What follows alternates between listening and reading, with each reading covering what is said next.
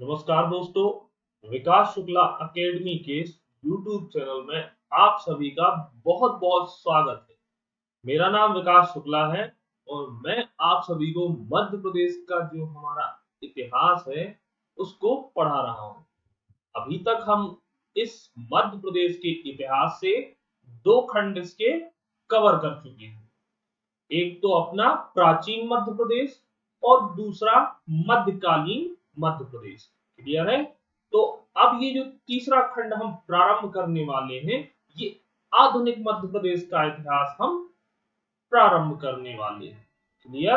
तो अगर आपने हमारा मध्य प्रदेश का इतिहास, जो प्राचीन इतिहास है और जो मध्यकालीन मध्य प्रदेश का इतिहास है, अगर उसको आपने नहीं देखा है तो आप हमारी प्लेलिस्ट में जाइए और वहां से वो वीडियोस, वो फुल लेक्चर एकदम फ्री है। Full full content, full video. Clear? Full video एकदम मेरे फ्री डले हुए हैं हमारी प्लेलिस्ट में मध्य प्रदेश के इतिहास। तो आप जाइए, वहां पर वो सारे लेक्चर एक बार जरूर देखिएगा। क्लियर? आपको जो आने वाला एग्जाम जिसमें अलग से मध्य प्रदेश का इतिहास मेंशन किया हुआ है, वो सारा मैंने कवर कर दिया है। आप कंटेंट से भी अंदाजा लगा सकते हैं। लोगों ने इतना मेंस में भी नहीं पढ़ाया, तो देख लीजिए, और एकदम सटीकता के साथ। क्लियर? तो आज हम आधुनिक मध्य प्रदेश का इतिहास प्रारंभ करने वाले हैं। उम्मीद है आपने प्राचीन और मध्यकालीन पढ़ लिया है। क्लियर? सबसे पहले अपने दोस्तों को हमारे वीडियो की लिंक को शेयर कर दीजिए। प्लीज जल्दी से शेयर कर दीजिए। आप लोग शेयर करते जाइए। अगर आप शेयर नहीं करेंगे तो कहीं ना कहीं मुझे भी दर्द होता है कि इतनी मेहनत के बाद और आप लोग यहाँ व्यूज या फिर हम बात करें शेयर नहीं करते हैं। तो प्लीज लिंक को शेयर जरूर करिए, जल्दी से कर दीजिए। फिर हम अपना जो लेक्चर है, आज से जो आधुनिक मध्य प्रदेश हम प्रारंभ करने वाले हैं, उसको बहुत ध्यान से पढ़िए। यहाँ से प्रश्न जरूर होगा, तो बहुत अच्छे से पढ़िए। एकदम सटीकता से मैं यहाँ आपको पढ़ाऊंगा। अंत तक देखते रहना। बिल्कुल सारे डाउट आज तक आपको जो नहीं समझ में आया होगा वो मैं समझूंगा। जो कंटेंट आज तक आपको नहीं मिला होगा वो मैं दूंगा। क्लियर? तो लिंक को शेयर करो जल्दी से, जो भी आपके व्हाट्सएप ग्रुप हो और टेलीग्राम ग्रुप हो सके अगर वाकई में मेरे आप इस कंटेंट और मेरे पढ़ाने से प्रभावित हैं या अच्छा लग रहा है, आपको मदद हो रही है, तो अपने स्टेटस पर भी इसकी लिंक को जरूर लगा दीजिए। चलिए हम स्टार्ट करते हैं। तो मैंने आप सभी को बताया था, मैं 2019 का एमपीपीएससी मेंस एमपीपीएससी मेंस के लिए क्वालिफाई किया हुआ हूं। क्लियर? इसी बार का पीएससी। तो चलिए, मैंने 2019 एमपीपीएससी के लिए क्वालिफाई किया था, जो कि हमारा पिछला ही मेंस हुआ है। अब हम स्टार्ट करते हैं अपने लेक्चर को। उम्मीद है आप सभी ने, मैं तो यही उम्मीद कर सकता हूं कि शेयर कर दिया होगा। चलिए, आधुनिक मध्य प्रदेश का इतिहास। तो अभी तक हमने पढ़ा है कि प्राचीन समय में जो भी कालखंड रहा है उसको भारत के समतुल्य, और यहाँ अभी तक मध्यकालीन में भी मैंने बहुत सारा जो मुगल काल और जो घटनाक्रम मध्य प्रदेश का रहा है साथ साथ उसको मैंने यहाँ डिस्क्राइब किया है। अब ये जो आधुनिक मध्य प्रदेश प्रारंभ होता है लगभग 1700 शताब्दी, सॉरी 1700 शताब्दी बोल दिए, 1700 ईस्वी। क्लियर? ठीक है? 17वीं शताब्दी खत्म हो रही थी और 17वीं शताब्दी खत्म हो रही थी और 18वीं शताब्दी प्रारंभ हो रही थी। क्लियर? और ये कब की बात है? 1700 ईस्वी से ये आधुनिक मध्य प्रदेश प्रारंभ होता है। तो क्या था कि मध्यकालीन इतिहास में हम देख चुके थे कि यहाँ मुगलों का संप्रभुत्व मध्य प्रदेश में स्थापित हो गया था। जो पिछला वीडियो था हमारा बघेल वंश पर संबंधित था और धीरे धीरे मुगलों ने बघेलों को हरा के अपना संप्रभुत्व जमा लिया। यहाँ अगर बात करें हम मालवा की ओर, ये आपको मालवा जहां दिख रहा है, मालवा की ओर भी यही कहानी थी। बाज बहादुर हुआ, होशंग शाह हुआ, इन सबको भी मुगलों की सेना ने हरा दिया। फिर उसके बाद आए अंग्रेज, क्लियर, ब्रिटिशर्स। ब्रिटिशर्सों ने क्या किया कि धीरे धीरे इस बघेल खंड से बघेल बघेल जो वंश के शासक थे उन पर अपना कब्जा करते हुए धीरे धीरे मालवा की ओर बढ़ने लगे। क्लियर। तो पिछले लेक्चर तक हमने देखा था कि ये जो बघेल खंड रीवा सतना का क्षेत्र था, यहाँ पे अंग्रेजों ने अपना संप्रभुत्व बना लिया। क्लियर। अब ये जाएंगे मालवा की ओर। तो मराठाओं का जैसे ही उसके अंग्रेजों का जो शासनकाल था और मराठाओं का लगभग समकालीन अंग्रेज प्रारंभ करते हैं और मराठा कहीं ना कहीं मालवा की ओर बढ़ते हैं। मराठा कहां, तो ये जो नीचे दिख रहा है ना आपको, महाराष्ट्र, इस ओर थे वो। और मराठा, उनको ही बोलते हैं मराठा। और उसमें जो पेशवा थे यहाँ के छत्रपति साहू जी महाराज, क्लियर, उनका संप्रभुत्व धीरे धीरे मालवा की ओर बढ़ता है। क्लियर। तो अब हमें पढ़ना है यहां से कि मुगल साम्राज्य का पतन होता है और मराठों का उत्कर्ष होता है कहां, मध्य प्रदेश में। क्लियर, आ रहा है ना समझ में कि हमें कहां से पढ़ना है। मुगलों का धीरे धीरे पतन हो रहा था और मराठाओं का यहां पर क्या हो रहा था, उत्कर्ष। तो चलिए हम अब देखते हैं क्या हुआ। तो देखो, पहली ही लाइन लिखी हुई है, क्या लिखी हुई है, मुगल साम्राज्य का पतन। ये जो 1700 ईस्वी के प्रारंभ में क्या हुआ, मुगल साम्राज्य का पतन होने लगा, मराठों का मालवा में उदय, और जो मराठा थे उनका मालवा में उदय होने लगा। क्या हुआ था कि ये जो मुगल शासक थे इन्होंने इस क्षेत्र को जीत लिया था, मालवा के क्षेत्र को। मैंने मध्यकालीन मध्य प्रदेश में सब बताया हुआ है कि किसने कब हमला किसके द्वारा करवाया। क्लियर। यहां पर क्या था, मुगलों ने अपने सूबेदार, सेनापति और उनके साथ कुछ यहां पर सूबेदारों को छोड़ दिया। क्लियर। या प्रतिनिधि के रूप में हर जगह एक एक रख करके मुगल आगे बढ़ जाते थे। क्लियर। चले तो देखो, तो मुगल साम्राज्य का पतन हो रहा था इस समय और मराठाओं का मालवा में उदय हो रहा। क्लियर।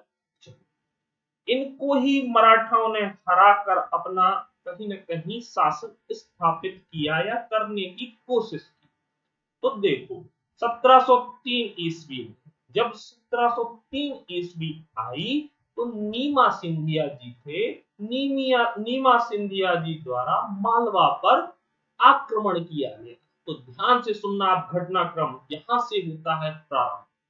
1703 ईस्वी थी और एक नीमा सिंधिया जो मराठा थे, सिंधिया और होलकर दोनों ही मराठा सरदार थे। क्लियर। और मराठाओं के कहीं न कहीं संरक्षण में ये लोग थे। तो नीमा सिंधिया था 1703 ईस्वी में, इसने क्या किया, मालवा पर आक्रमण कर दिया। ठीक है। और आक्रमण किया तो असफल हो गया। नीमा सिंधिया अकेला था इस समय और इसने मालवा पर आक्रमण किया जहां मुगलों का अभी वर्चस्व था और ये हार गए। चलो, फिर क्या हुआ, 1709 ईस्वी आई तो उदाजी पवार, उदाजी पवार, एक उदाजी पवार भी थे, कहा, इन्हीं मराठाओं के सरदार। तो उदाजी पवार के अधीन देखिए, अब दूसरा आक्रमण किया उदाजी पवार ने, कहां पर, ये लिखा है मांडू धार। क्लियर। उदाजी पवार ने 1709 में यहां पर आक्रमण किया और मांडू को अपने अधिकार में ले लिया। मांडू के ऊपर सीधा कब्जा किया उदाजी ने। ठीक है। चलो, 1703 ईस्वी में क्या होता है कि छत्रपति साहू जी महाराज जो मराठाओं के शासक थे और इस महाराष्ट्र के शासक थे, तो छत्रपति साहू जी महाराज द्वारा बालाजी विश्वनाथ को क्या बनाया? पेशवा। पेशवा प्रधानमंत्री का एक पद होता था मराठाओं के यहाँ, तो छत्रपति साहू जी महाराज द्वारा बालाजी विश्वनाथ को पेशवा बनाया। क्लियर? चले आगे। फिर आया 1724 ईस्वी। तो 1724 ईस्वी में क्या हुआ? ये 4 पेशवा थे। किनके? 4 सरदार थे। ये मराठाओं के 4 सरदार थे, जो आपको दिख रहा होगा।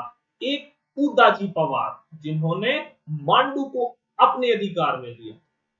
दूसरे आपको दिख रहे हैं मल्हारराव होलकर, अपने आप में प्रभावशाली व्यक्तित्व।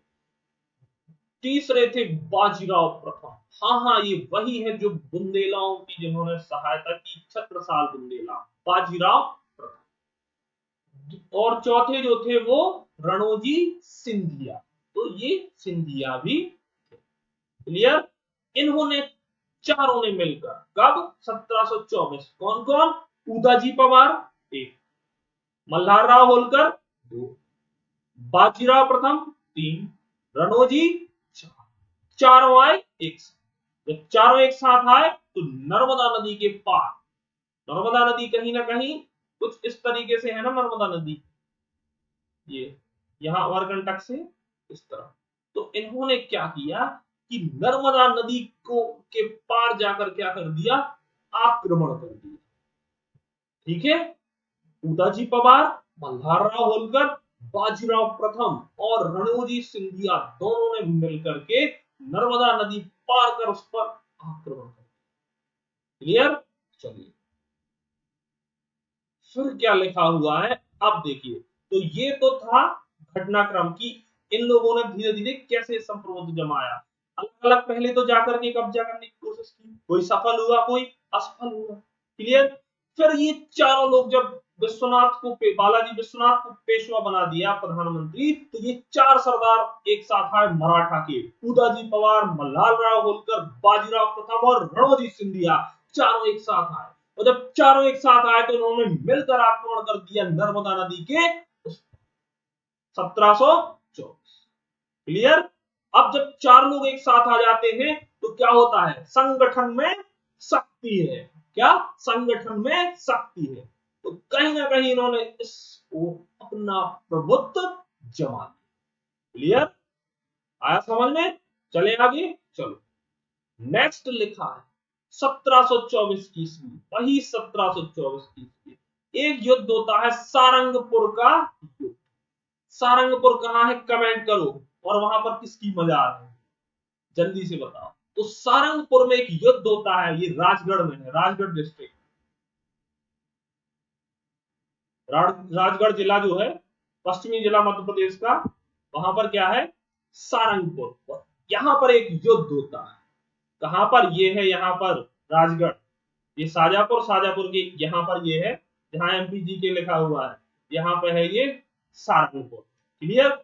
यहां पर एक युद्ध होता है, किस किस के बीच? मल्हारराव होलकर वर्सेस गिरधर। किस किस के बीच? मल्हारराव होलकर और गिरधर के बीच युद्ध होता है। कौन सा? सारंगपुर का युद्ध, जो राजगढ़ जिले के लिए। मल्हारराव होलकर और गिरधर। अब ये गिरधर कौन था? तो ये मुगल प्रतिनिधि था। मैंने बताया था कि मुगल अपने प्रतिनिधियों को छोड़कर चले गए थे और धीरे धीरे पतन की ओर बढ़ रहा था मुगल साम्राज्य। क्लियर? तो मल्हारराव होलकर और गिरधर के बीच में होता है सारंगपुर का युद्ध। पेपर में आ जाए, एमपीपीएससी ने ऐसे पूछे हैं, फ्री आप उठा करके देख लेना। सारंगपुर का युद्ध किस किस के बीच हुआ? आ जाएगा। तो मल्हारराव और गिरधर। गिरधर कौन था? मुगल प्रतिनिधि। क्लियर? मुगलों का रखा हुआ एक प्रतिनिधि था। कहां? मालवा। मालवा में अधिकार करना था मराठाओं को, अब धीरे धीरे आक्रमण करने थे। तो सारंगपुर में एक युद्ध लड़ लिया मल्हारराव ने गिरधर के साथ। गिरधर था मुगल प्रतिनिधि। इसमें क्या होता है? गिरधर हार जाता है देखिए मुगल सेनापति हार गए, हार गया तो प्रभुत्व बढ़ गया मल्हार। मल्हार राव ने सारंगपुर ये मालवा का धीरे धीरे क्षेत्र जीतना। क्लियर, चले आगे। फिर एक और युद्ध उन्होंने 1731 ईस्वी में लड़ लिया, शायद मेरे पीछे आ रहा होगा, मैं बता देता हूं फिर भी आप सबको। कब? एक तो 1724, अगला जो लड़ा 1731। आप प्री मेंस की और दोनों की लगभग क्लास यहाँ समझ सकते हैं चल रही है, अलग से भी मेंस पढ़ाऊंगा आपको।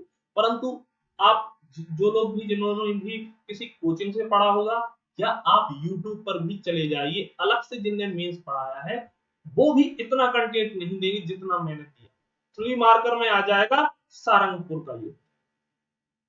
2-3 चीजें फैक्ट मैंने बता दी, आप लिखते 1724 ईस्वी में हुआ सारंगपुर का युद्ध इसको बोला जाता है। मल्हार राव और गिरधर के बीच हुआ।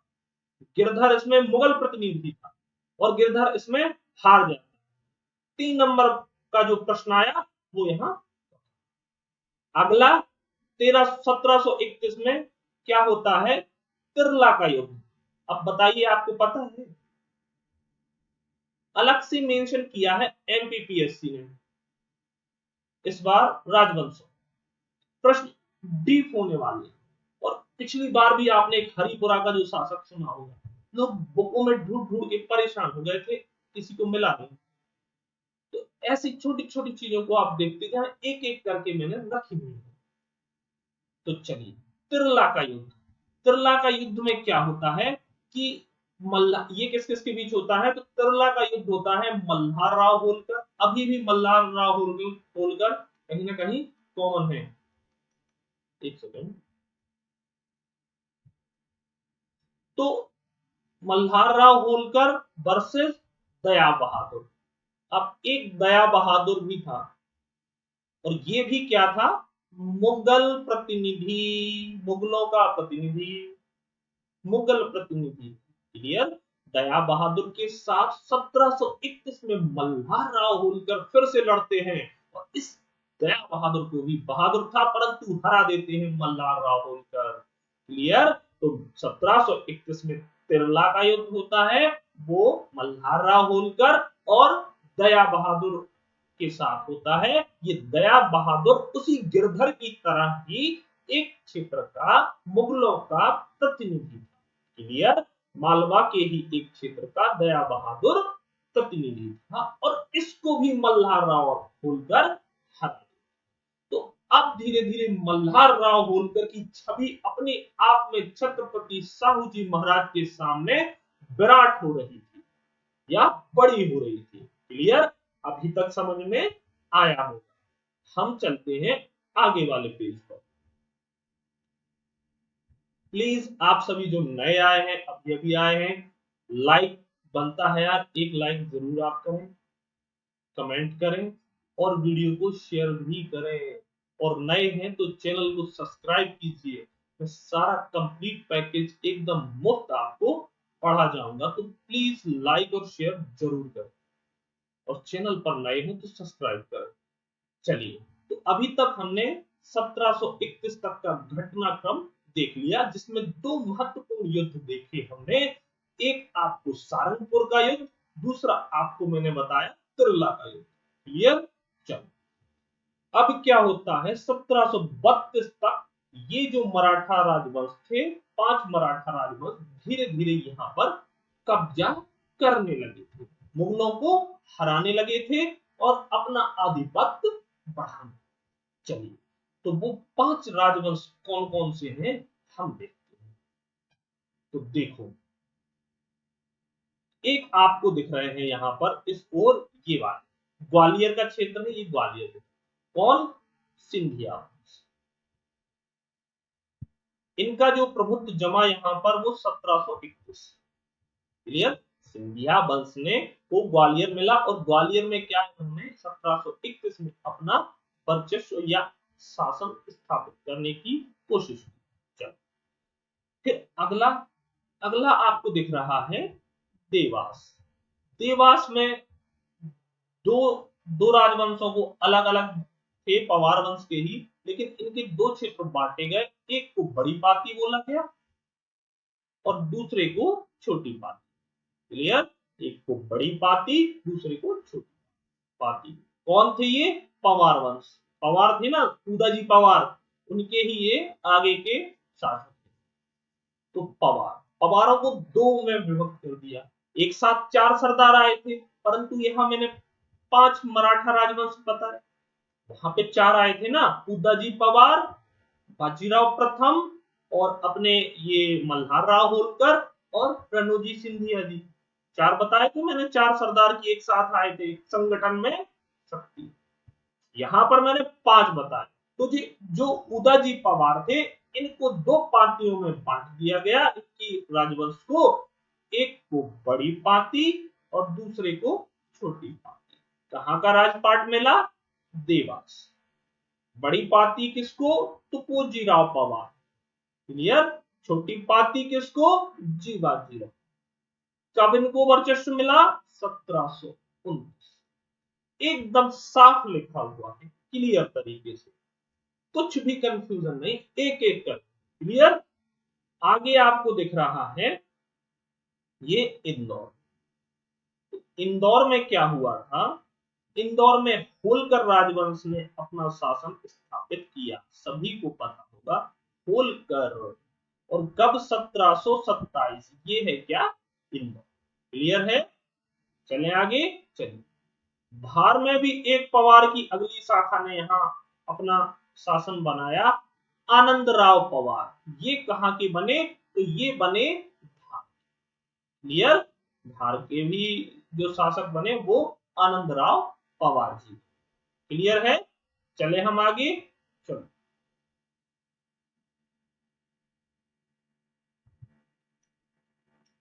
तो देखिए ये लिखा है अगला घटनाक्रम। 1727 ईस्वी में होलकर वंश को 5 महलों की सनद प्राप्त। सनद मतलब क्षेत्र प्राप्त। क्लियर है ना? चलिए, 1729 में पवार वंश को सनद सनद प्राप्त हुई। तो 1729 का समय आया, उसमें पवार वंश को सनद प्राप्त। और फिर उसके बाद 1731 जब आता है, तो मैंने ये ग्वालियर बताया था ना, तो 1731 में सिंधिया को ग्वालियर क्षेत्र का राज्यपाट सौंप दिया गया। चले आगे। चलो, फिर आता है 1732 ईस्वी। जब 1732 आया, तो पेशवा बाजीराव ने मालवा क्षेत्र, जो पेशवा बाजीराव थे, ठीक है, इन्होंने मालवा क्षेत्र भूलकर पवार और सिंधिया के बीच विभक्त कर दिया। अब पेशवा बाजीराव, जो महाराजा छत्रपति साहू जी महाराज के पेशवा थे, इन्होंने तीनों में ये जो राज्य जीता था, इन सभी ने मिलकर बांट दिया। किस किस में? पवार, सिंधिया, होलकर। 3 लोगों को राजपाट दे दिया कि ये पकड़ो, बाजीराव ने। ठीक है, पेशवा बाजीराव। चलिए, फिर लिखा है नीचे की ओर आओ। 1733 ईस्वी में, 1733 आई, मल्हार जी होलकर, पिताजी इनके जाधव थे। रणोजी ने मालवा, नरवर, ओरछा से 3 लाख वसूले। ठीक है, सॉरी, ये लिखा हुआ पिताजी बोल दिया ना, पिलाजी जाधव थे। क्या था? मल्हार राव होलकर, ठीक है, और एक पिलाजी जाधव था। और रणोजी ने मालवा से नरवर, ओरछा तक 3 लाख रुपए वसूले।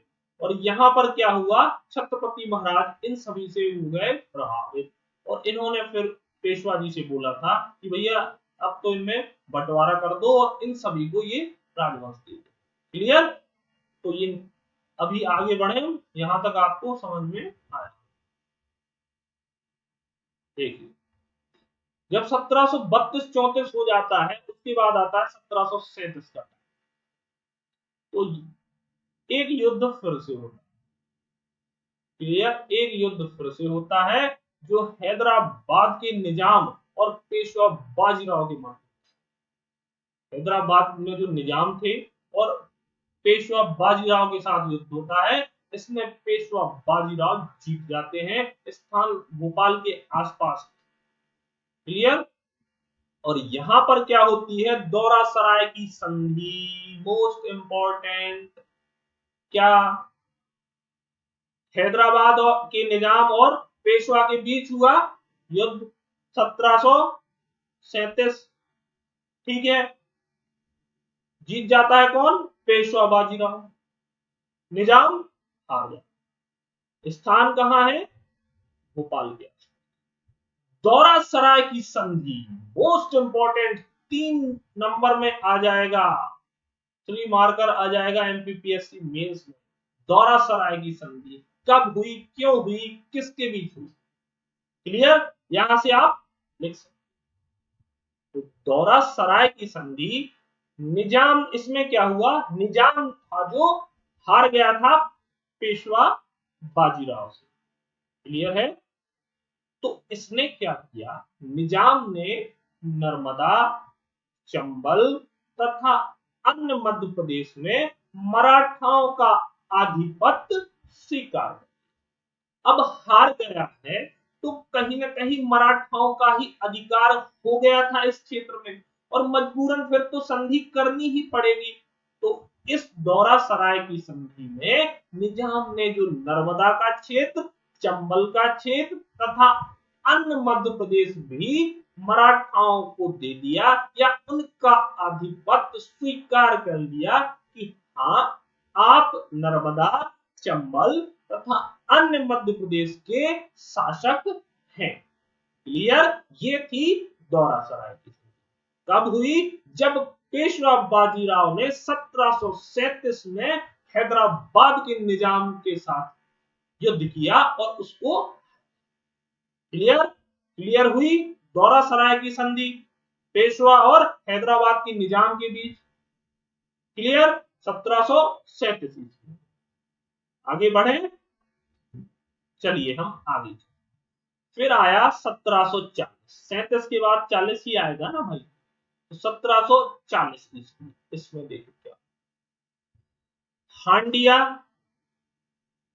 खरगोन, जो हांडिया बड़वाह है, खरगोन के आसपास ही है। क्लियर। दक्षिणी जिला अब दिखा देता हूं। ये है, देखो यहां पर, ये है क्या, खरगोन। दक्षिणी दिख रहा है ना, मध्य प्रदेश और महाराष्ट्र बॉर्डर, खरगोन। क्लियर। चले।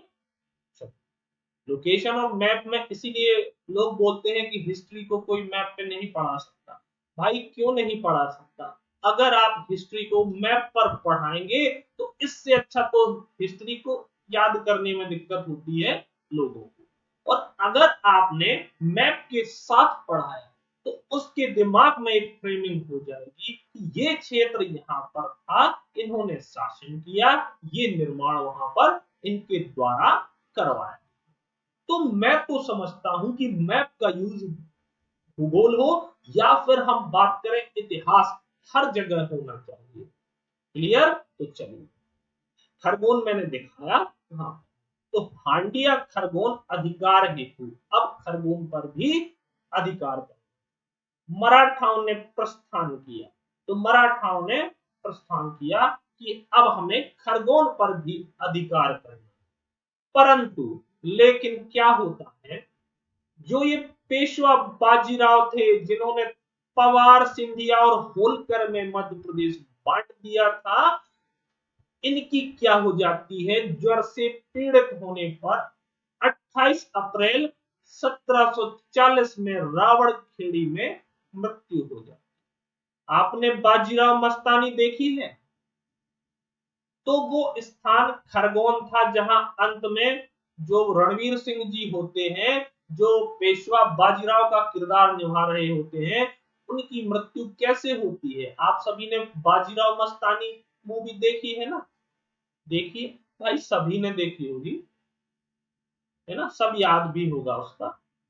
तो खरगोन में आपने देखा है, नर्मदा नदी में ज्वर से पीड़ित होते हैं, नर्मदा नदी के किनारे वो स्थल है ना, नर्मदा नदी का घाट रहता है, और तारीख रहती है 28 अप्रैल 1740 ईस्वी में।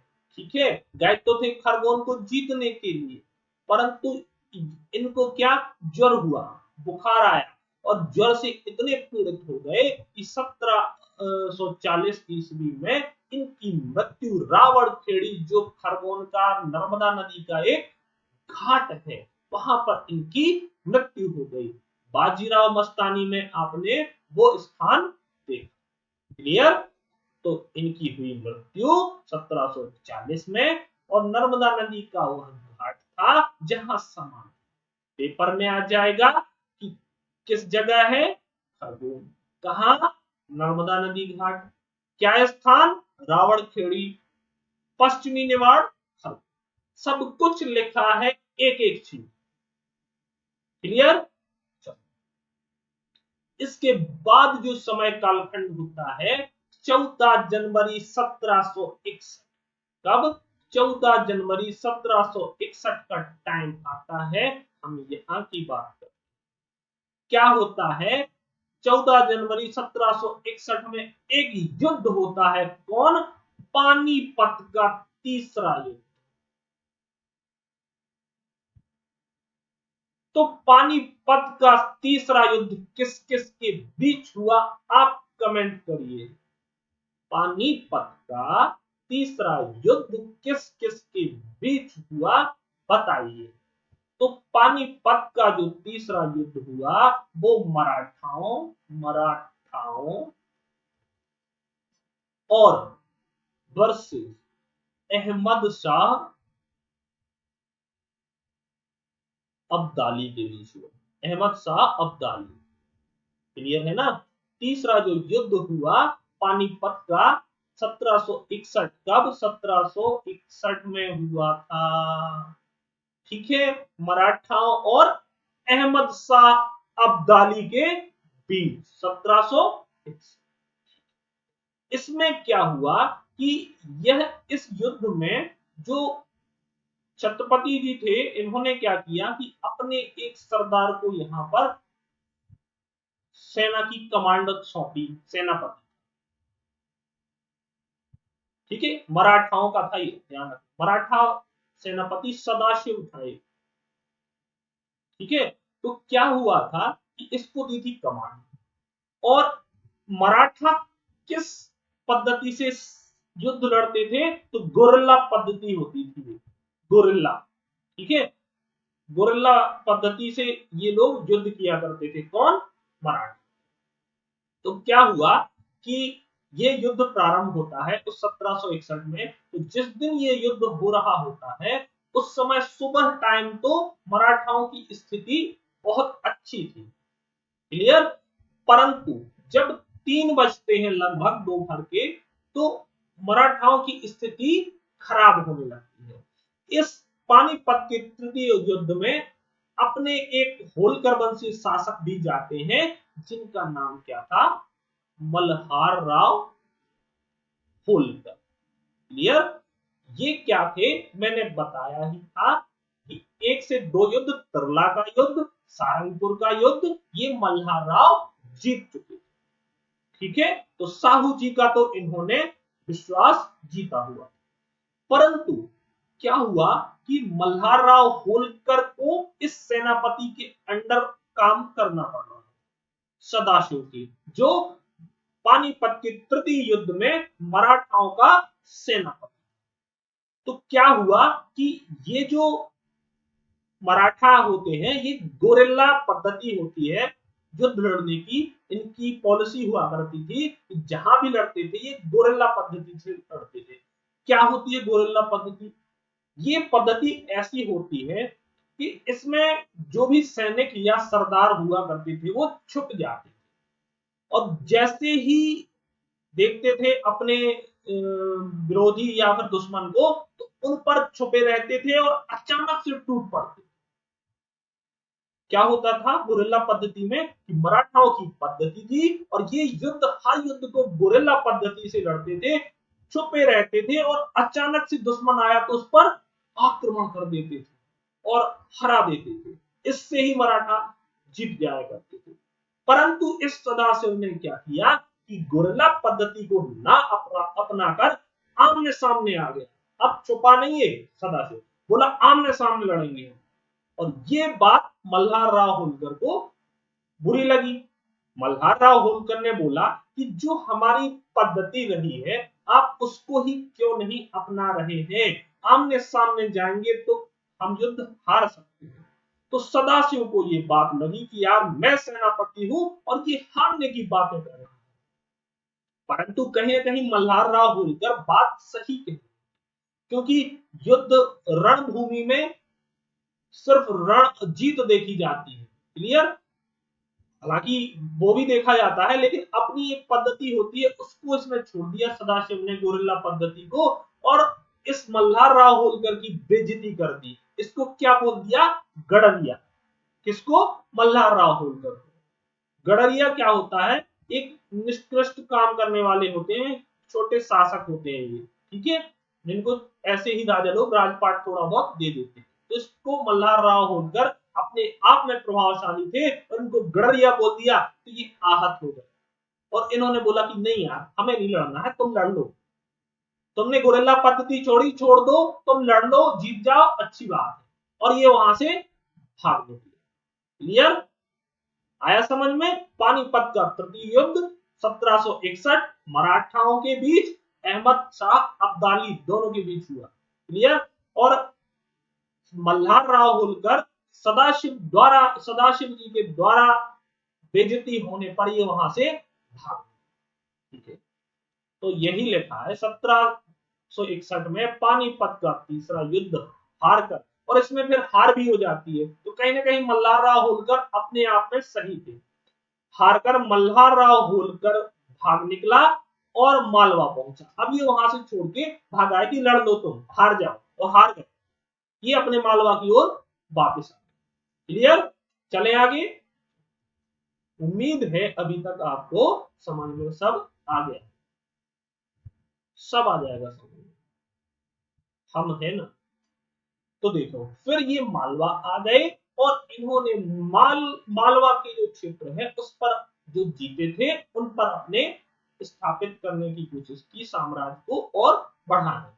क्लियर। तो अब प्रारंभ होता है एमपीपीएससी प्री हो या मेंस हो या स्टेट के एग्जाम, सब में होलकर रियासत जोड़ी गई है, होलकर वंश प्री में जोड़ा गया है, और मध्य प्रदेश के स्टेट एग्जाम में भी होलकर वंश से प्रश्न आए हैं। यहां से प्री हो, मेंस हो और एमपी भी सब कवर होगा।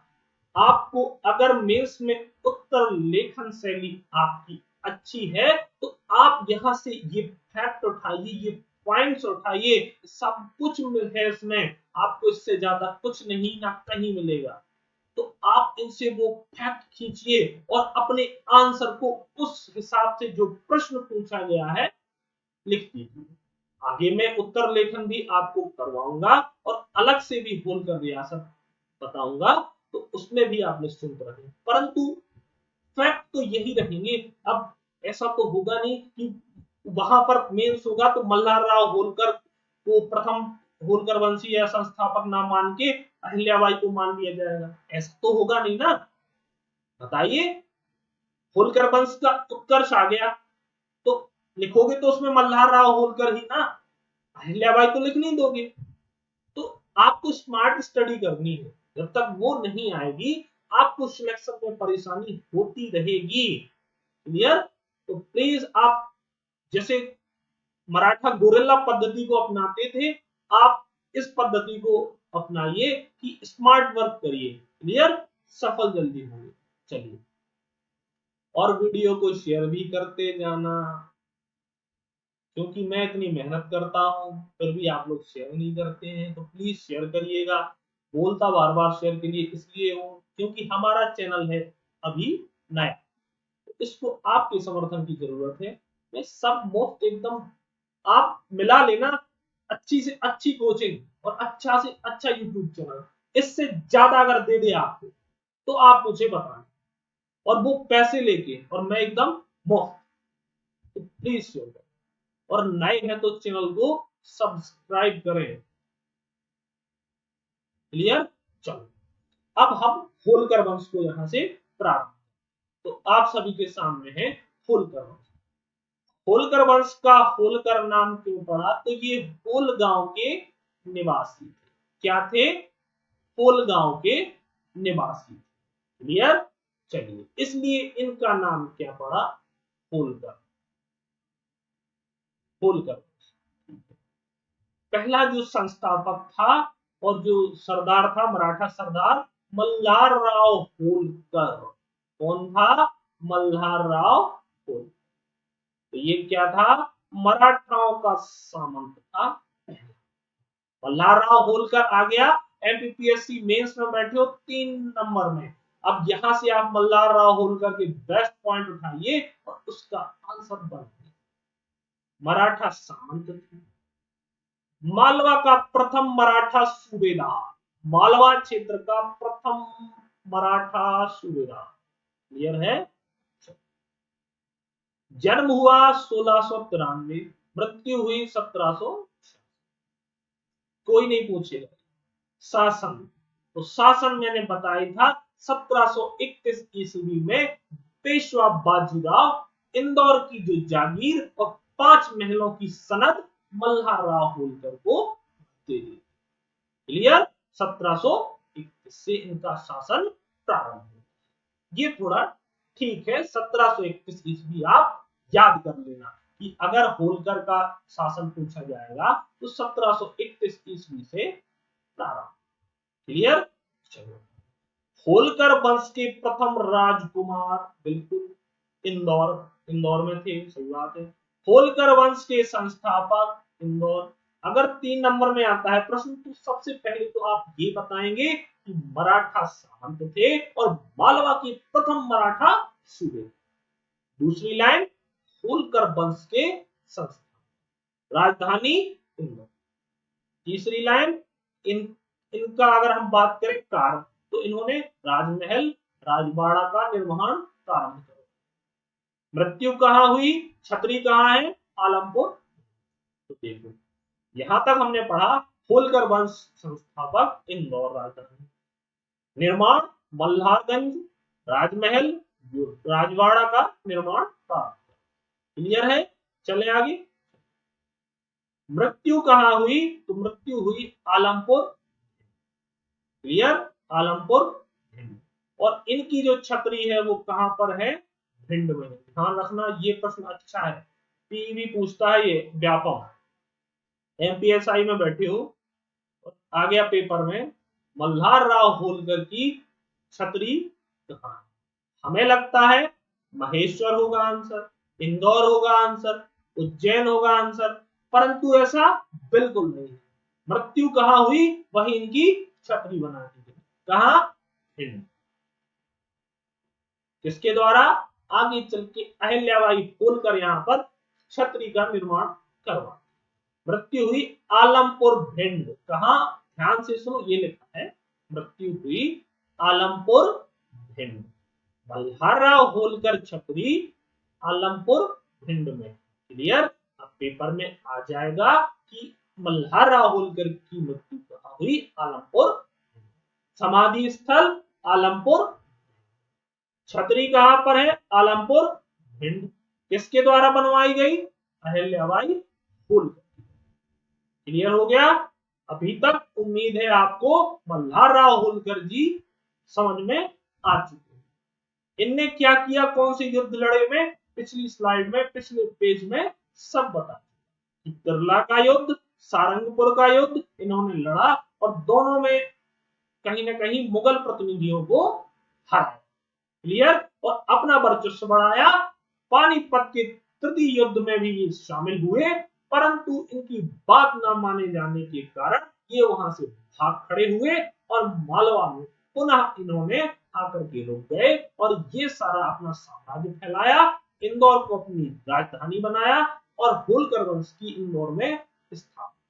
1731 से इनका कालखंड प्रारंभ और इनकी जो मृत्यु हुई आलमपुर भिंड। क्लियर? होलकर से एमपीएसआई हो, एमपीपीएससी प्री हो और मेंस हो, तब भी यहां से सब कवर हो गए। चलो नेक्स्ट हम आगे चलते हैं। लिखा हुआ है खांडेराव होलकर। अब खांडेराव होलकर के बारे में हम तो ये क्या थे? खांडेराव होलकर इन्हीं के पुत्र थे। किनके? मल्हारराव होलकर पुत्र। क्लियर है? चलिए, लिखा हुआ है मल्हारराव होलकर पुत्र। जन्म 1723 ईस्वी। नहीं पूछा जाए, पूछा क्या जाएगा आगे? विवाह, तो विवाह किसके साथ हुआ? अहिल्याबाई होलकर। तो जो मल्हारराव होलकर के पुत्र थे खांडेराव होलकर, और इनका विवाह हुआ अहिल्याबाई होलकर। क्लियर? अहिल्याबाई होलकर को हम आगे देखें। ठीक है, तो फिर से सुनो। मल्हारराव होलकर के पुत्र थे खांडेराव होलकर, और खांडेराव होलकर का विवाह हुआ अहिल्याबाई होलकर। एक युद्ध हुआ था इन्हीं के समय, खांडेराव जी के समय, कुंभेर का युद्ध या भरतपुर का युद्ध बोला जाता है। क्या? कुंभेर का युद्ध या भरतपुर का युद्ध। किसके समय? मल्हारराव होलकर के पुत्र खांडेराव। क्लियर है ना कि मल्हारराव होलकर के जो पुत्र थे खांडेराव होलकर, जिनका विवाह अहिल्याबाई के साथ हुआ। क्लियर? इन्होंने युद्ध लड़ा, भरतपुर का युद्ध या कुंभेर का युद्ध। क्लियर? इसमें ये शहीद हुए। भरतपुर में एक राजा था सूरजमल। सूरजमल से क्या ये युद्ध करने गए? कौन? खांडेराव जी। ठीक है, और इस सूरजमल ने क्या कर दी? इनकी हत्या कर दी, और ये क्या मारे गए इस युद्ध में, तो शहीद हो गए। ठीक है, तो 1754 का समय था, ये शहीद हो गए। भरतपुर का राजा क्या था? सूरजमल। इसके साथ इन्होंने युद्ध किया। तो अब अहिल्याबाई हो गई विधवा। क्लियर? खांडेराव का पुत्र था कौन? मालेराव होलकर।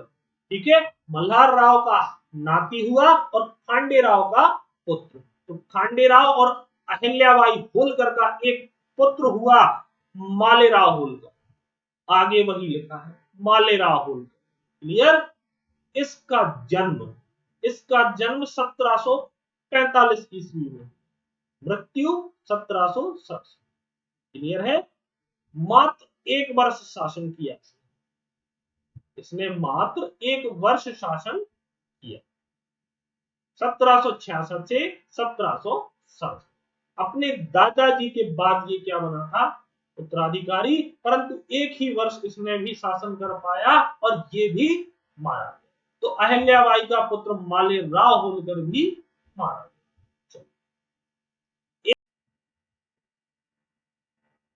तो दोस्तों, अभी तक हमने पढ़ा कि मध्य प्रदेश में मराठाओं का उत्कर्ष, इसके अलावा होलकर वंशीय रियासत में होलकर, जो मल्हारराव होलकर जी, उनने क्या संघर्ष किया, कौन से युद्ध लड़े, क्या निर्माण किया, किसकी स्थापना की, कब इनकी मृत्यु हो गई, इन सारी चीजों को हमने अभी पढ़ा। क्लियर? हम अगले वीडियो में, अगले लेक्चर में अपना अहिल्याबाई होलकर और इसके अलावा जो इससे संबंधित राजवंश में शासक हुए हैं इस रियासत के, वो सारे आगे पढ़ने वाले हैं। तो अगर आप लोगों ने हमारे पुराने वीडियो मध्य प्रदेश के इतिहास के, प्राचीन इतिहास के, मध्यकालीन इतिहास के नहीं देखे हैं, तो आप प्लेलिस्ट में जाइए। वहां एकदम मुफ्त फ्री फुल वीडियो पड़े हुए हैं। क्या स्पेलिंग लिख रहा हूं? इंग्लिश नहीं आती है। फ्री पड़े हुए हैं फुल वीडियो, आप एक बार जा करके जरूर देखिए। हर एग्जाम में आपके सारे डाउट उन्हीं लेक्चर से खत्म हो जाएंगे। क्लियर? मैक्सिमम कंटेंट वहां दिया हुआ है। इसके अलावा भूल नहीं पाओगे सीरीज भी वहां पर पड़ी हुई है, उसको जाकर भी आप देखें। वाकई में आप भूल नहीं पाएंगे, जैसा मैं बोलता हूं, हर शब्द को रिलेट किया है और याद कराने के तरीके से। क्लियर? तो भूल नहीं पाओगे सीरीज को भी प्लेलिस्ट में देखिए। इस वीडियो को आप प्लीज शेयर करें अपने दोस्तों के साथ, मेरा मनोबल बढ़ाएं। मैं आप सभी को हमेशा की तरह बेस्ट कंटेंट देता जाऊंगा, तो प्लीज आपको शेयर करना पड़ेगा। अगर आप लोग शेयर नहीं करेंगे तो मेरा भी मन खराब होता है यार, कि इतनी मेहनत क्यों करूं। क्लियर? तो प्लीज शेयर करें, इससे अच्छा आपको क्या मिल पाएगा कहीं। एक क्वालिफाइड फैकल्टी मुफ्त दे रही है आपको सब, तो प्लीज शेयर करें, समर्थन करें। हमारा चैनल नया है इसलिए अब मैं बोलता हूँ आपसे। चलिए तो अपना ध्यान रखें, हम मिलते हैं अगले वीडियो में। जय हिंद।